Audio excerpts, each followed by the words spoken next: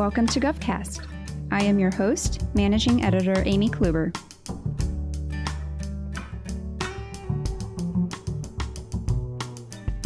As a former cryptology officer in the Navy, Department of Veterans Affairs Deputy CISO and Executive Director of Information Security Operations Joe Stenaka has an interesting approach to cybersecurity at the agency. Amid the agency's large pivot to carrying out its fourth mission during this pandemic, Stenaka provides a look at how he's thinking about security and ongoing tech initiatives, plus the promise of emerging technologies. Thank you to episode sponsors RSA and 4 Points Technology. So, Joe, thanks so much for joining us on Govcast. Great to have you today. My pleasure to be here, Amy. How do you serve VA in your current role as Deputy CISO? What are your focuses? Well, my focus is on the information security operation piece.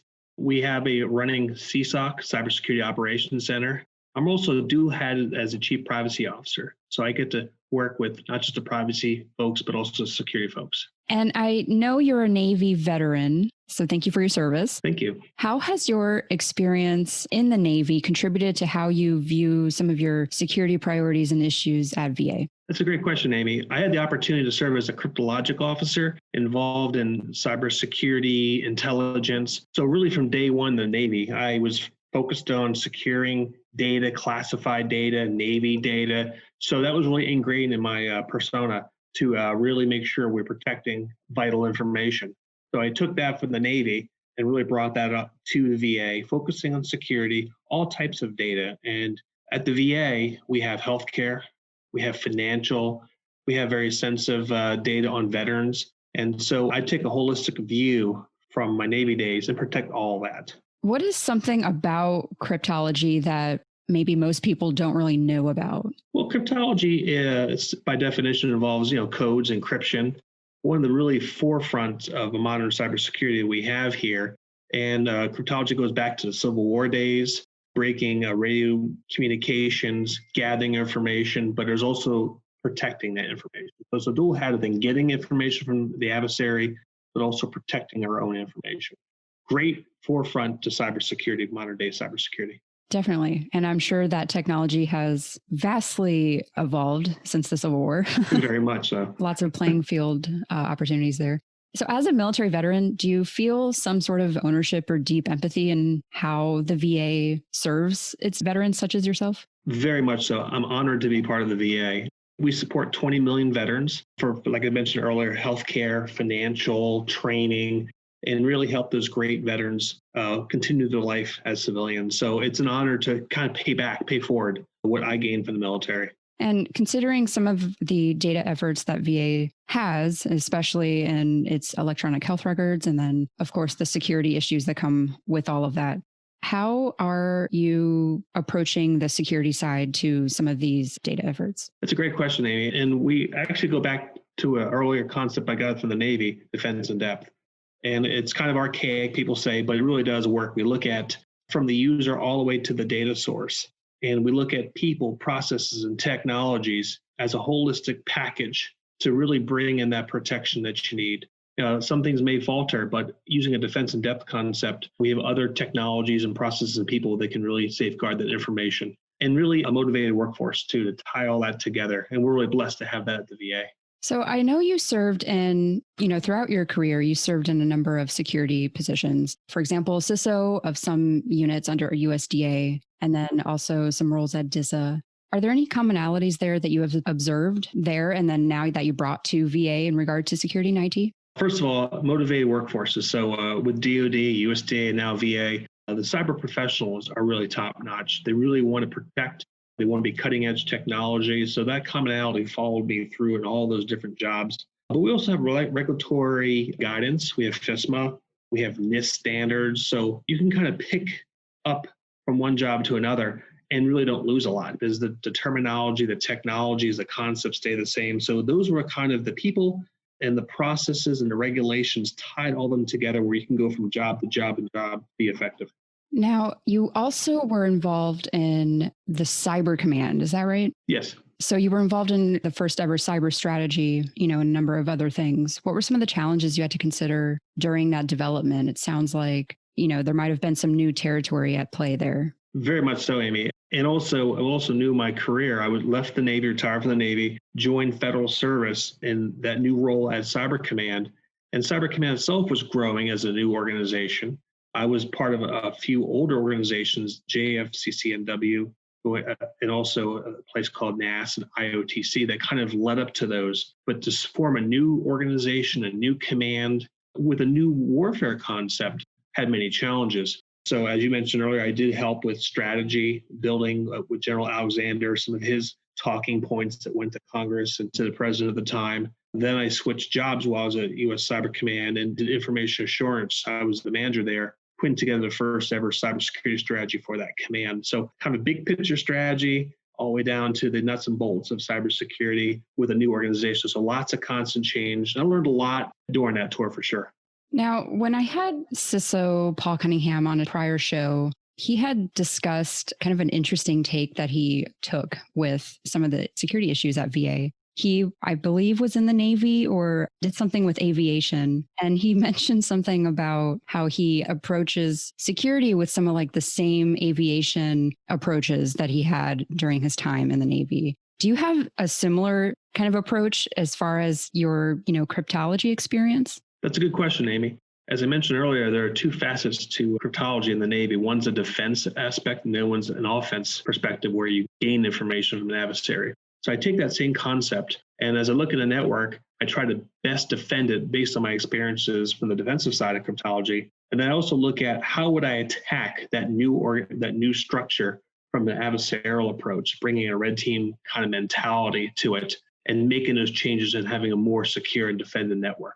Right now, we're undergoing this little thing called the pandemic, unfortunately. And VA has had such a large role in that pandemic, pivoting to its fourth mission. Agencies across the board, we've heard time and time again, the shifts to telework, changing priorities and tech strategies. What are some of the security issues that you're thinking through as far as addressing the pandemic and the pivot to the fourth mission? Much like everybody else out there, we are doing more telework, more telemedicine.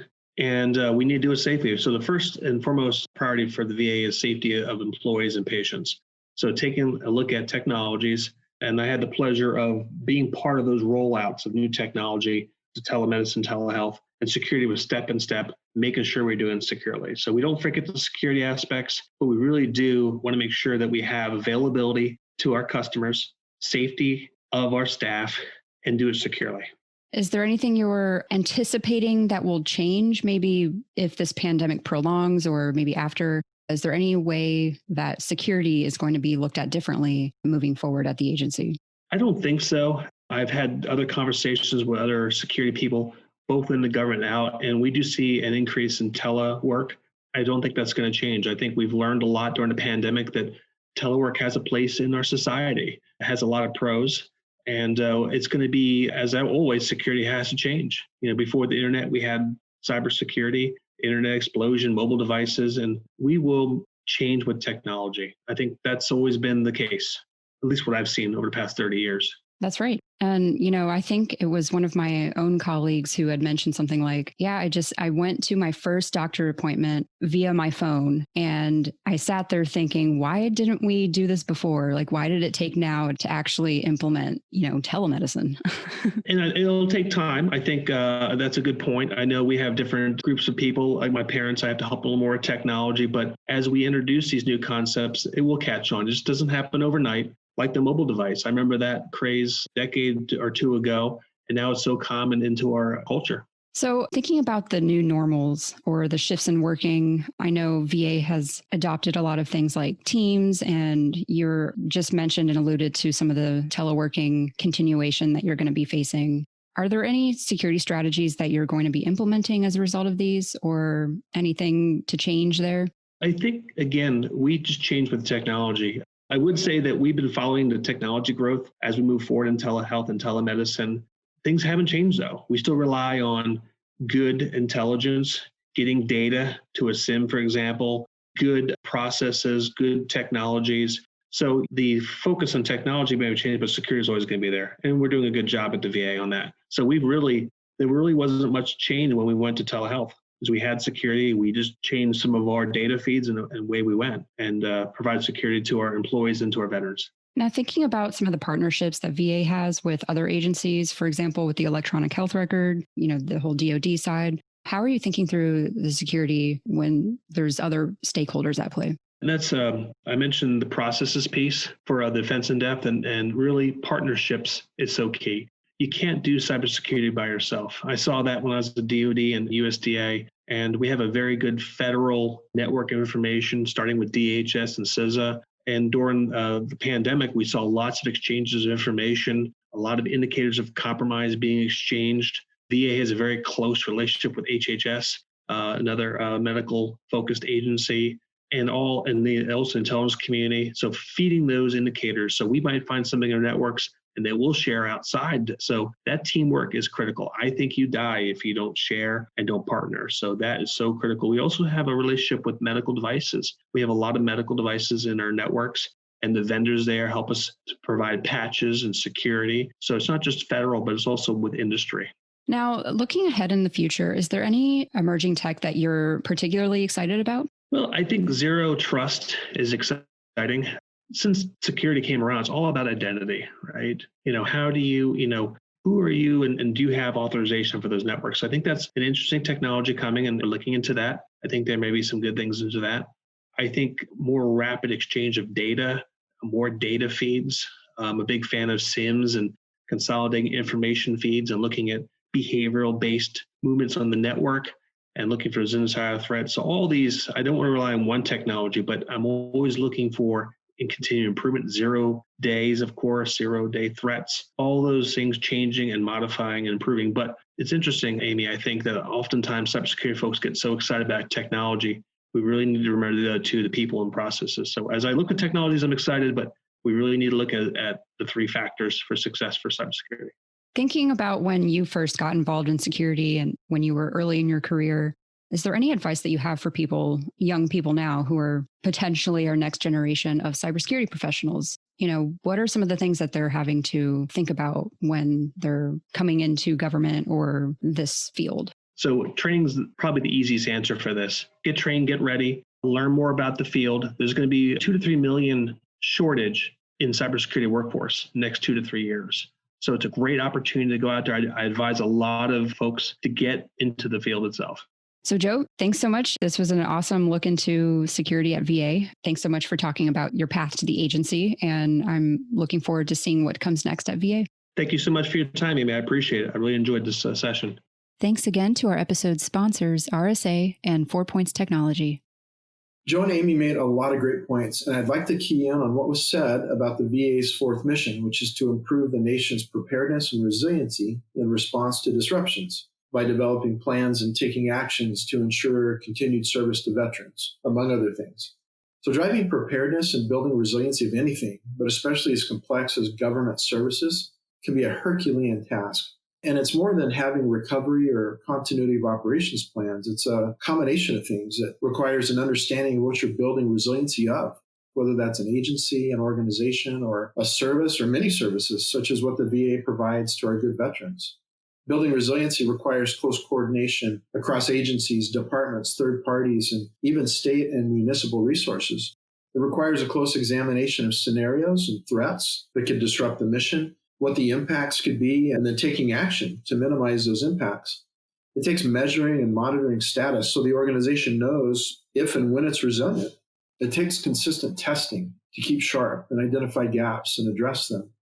So Archer helps organizations of any type, size, or complexity build resiliency by being the mechanism to enable effective governance over this type of effort. Archer provides a way and means to define the organization and its interdependencies so you know what you're building resiliency of. Archer helps align teams on common objectives and priorities. It facilitates communications, provides best practices to evaluate scenarios and develop and test plans to mitigate the risks that could get in the way. Archer provides valuable intelligence at all levels of the organization so decisions can be made, threats can be dealt with early, and appropriate action taken. Building resiliency is not a one-and-done activity. It's a holistic discipline that combines recovery, risk management, compliance, and others to drive resiliency throughout the organization, and that takes time, attention, and focus. But Archer provides the lens for that focus and the defined approaches to make it happen. And like Joe said, it's the people, the processes, and technology that achieves not only defense in depth, but organizational resiliency.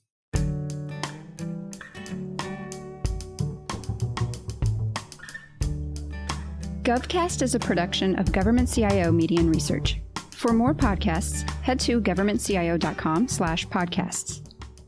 If you liked what you hear, let us know by leaving us a review in iTunes or wherever you listen to podcasts. Govcast is produced by Amy Kluber. Theme music provided by Big Hoax. If you're interested in sponsoring a podcast, contact us at sponsor@governmentcio.com.